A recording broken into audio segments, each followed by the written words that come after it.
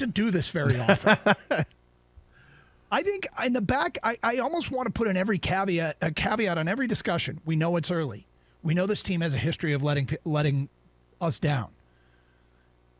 In the guardrails of responsible conclusions, is it a responsible conclusion that this organization has shown it's headed in the right direction? Is that an irresponsible conclusion to draw? I don't think I think it's very responsible. I think that's the only conclusion that we have offered up. There's a validation of ASB, the way he finished last year and started this year.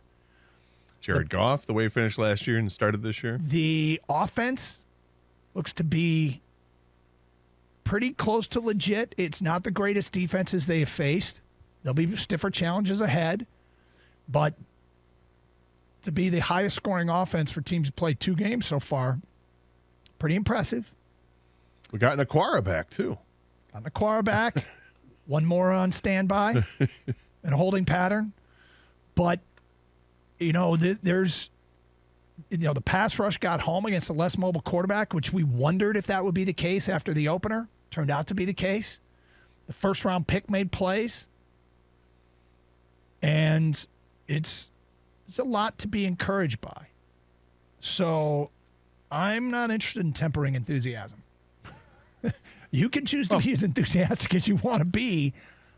I'm pretty enthusiastic about the direction. Here's where I am with it.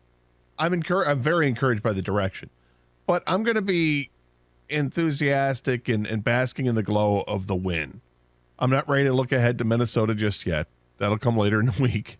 So for right now, like Dan Campbell said after the game, enjoy it. Be smart, but enjoy it. So I'm going to enjoy it for the next day. And that's about it. Because, can I put it in perspective and understand it's a game I thought they would win going into it. Mm-hmm. I expected them to win, and they met the expectation, and I'm good with that. Now, part of it, why I'm encouraged for the direction they're in, comes from game 1. Their offense was great in game 1, for the most part. Did they leave points on the field? Absolutely. But when you score 35, you should win. You should win the game. The defensive side, they got some pressure on Jalen Hurts, but they couldn't get home because he was mobile. And I said immediately after the game, if that's a different quarterback, if it's not a running quarterback, they're getting home a half dozen times. They face a quarterback that has limited mobility. He's got some. Carson Wentz has some. A little bit of escapability, but not a ton. And what they do, they sacked him a half dozen times because the pass rush can get home with this team. I think it's going to be something, it should be consistent as long as guys stay healthy, and that means you, Hutch. As long as he stays healthy and other guys stay healthy, they should get some consistent pressure on the quarterback, and I think would have multiple sacks per game. That's my expectation. So here they are. They show that in game 2.